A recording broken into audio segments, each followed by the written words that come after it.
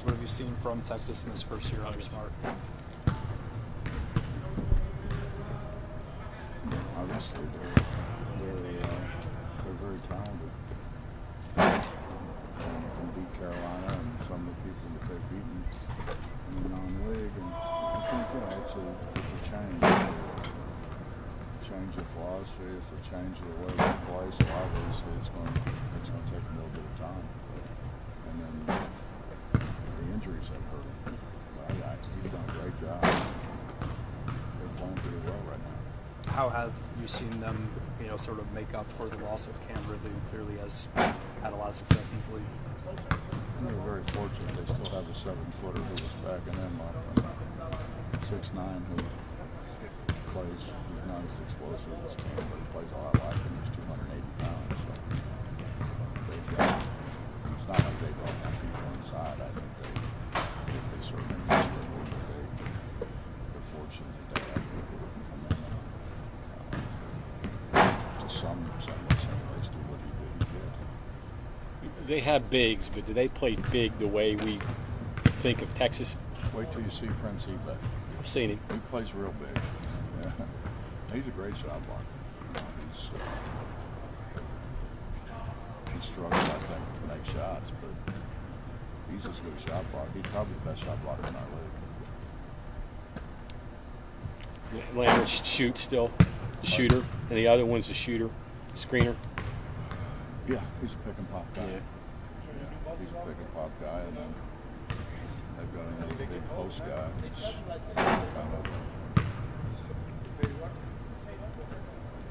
Does a great job of getting angles and scoring.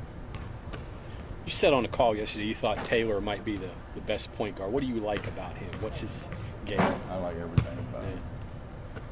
I think he understands when people are coming open and gets the ball to him. I think his understanding is really good. He's the best guy in our league at pushing the ball. He's got the best mid-range game in our league. He's really good. He's good defensively. He hasn't shot a bunch of threes, but he's capable. Size bother him, or does he go around it? He shoots it before the size gets there. He does a great job of stopping and shooting that flow.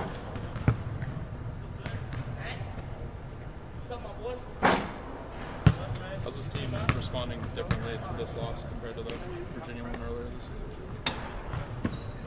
They were good yesterday. I know. We're talking about wins, I'm talking about losses. I wanted to come in, try to fix what we're not doing well. I'm very well we are doing well. They were really good yesterday. They were good practice. Is Taylor a guy that can dribble through your press? Is that a concern? I hope not.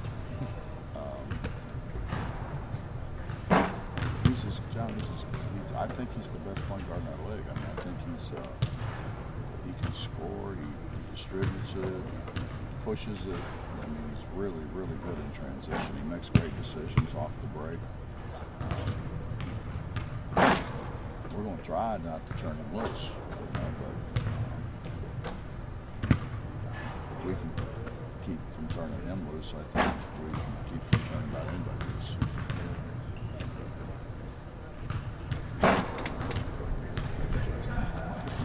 But Felix is a pretty good player too. He's a guy we're pretty familiar with. He's played really well against us. Yeah.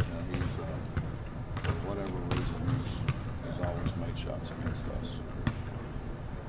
From his freshman year on, I don't think he's ever had a bad game against us.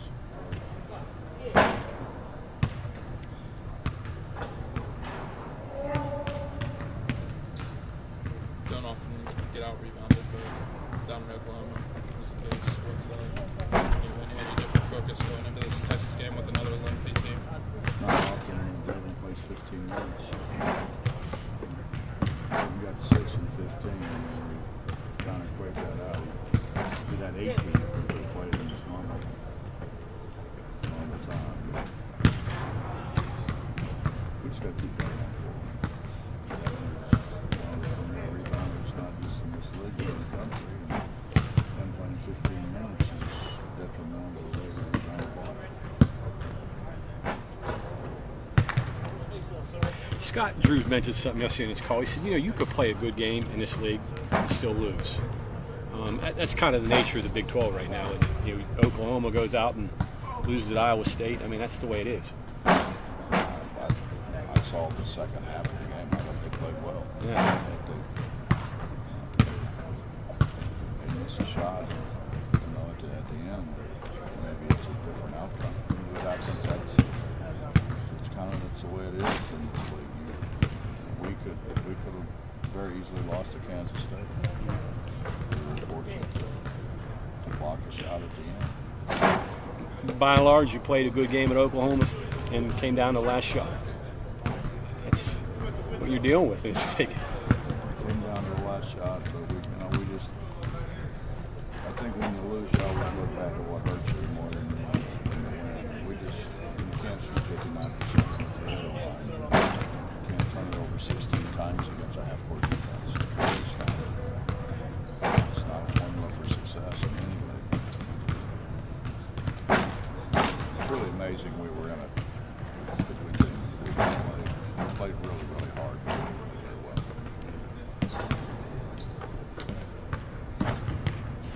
You look at the game today, and there's probably maybe 20 teams, maybe 25 teams that could get hot and win it all right now. Have you ever seen anything like this in the game where you've got no really dominant team, but a lot of good teams?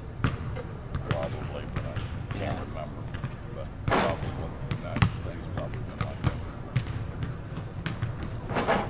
This is one of those years where you could throw about 20 teams, and you guys being one of them, that could get hot and make a run. I don't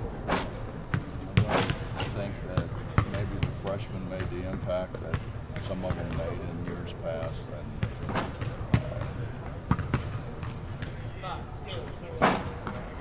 But I think it's going to come down to the people who have experience are probably going to have a leg up. I think Kansas, their guys, they've got experience. Iowa State's got experience. They've got a lot of upperclassmen. That's the reason why they're top of those teams are top three in the country. Really, they've got to play a bunch of upperclassmen. And some of those teams that take the so-called one-and-done guys have struggled a little bit this year. You're not going to be able to do it every year. Cal's probably the best there ever was at it.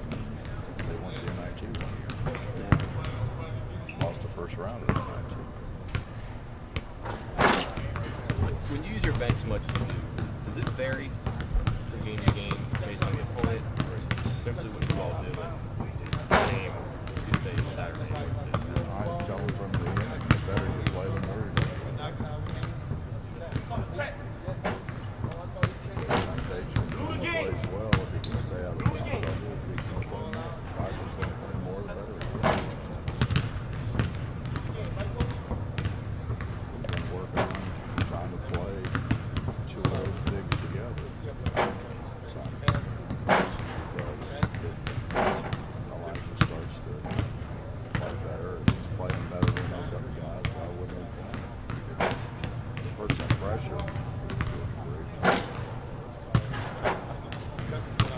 How much more demanding is it to have on obviously guys to play?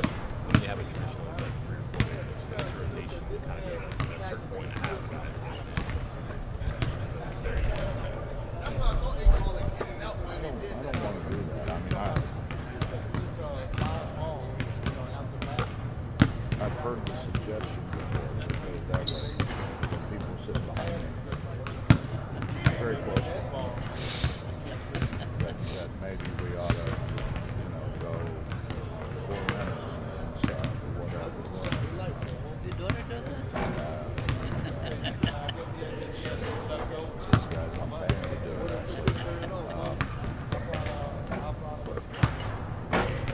Sometimes you get tired before. Sometimes you're playing pretty well.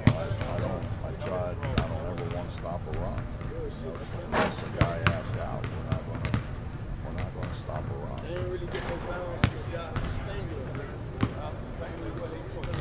I just don't. I don't like that. It's like 4 minutes to get Devin out. What if Devin just scored 8 points in a row and he says, I'm good. Why would you take Deshaun out or anybody else that's on a run? It doesn't make any sense. And the game's got a lot to do with it. If they're going to have a foul every 15 seconds, who gets tired? Other than people in the stands. People in Florida. There's no hard and fast rules as far as like I want 2 guys in before the 16. I don't want not even like a minute ceiling for guys. I'm not a rule guy. They tell me when they're tired. If they're not running back down the floor, then I know they're tired and I get them out. They're not going to rebound it. They're standing out there. Coach again. Yeah. Rather than pregame. Working towards certain lineups though, too is the trick. Making sure that you have 5 more freshman. Get 3 guys arrested. It could be freshmen getting out there. I'm playing 5 guys that are playing back.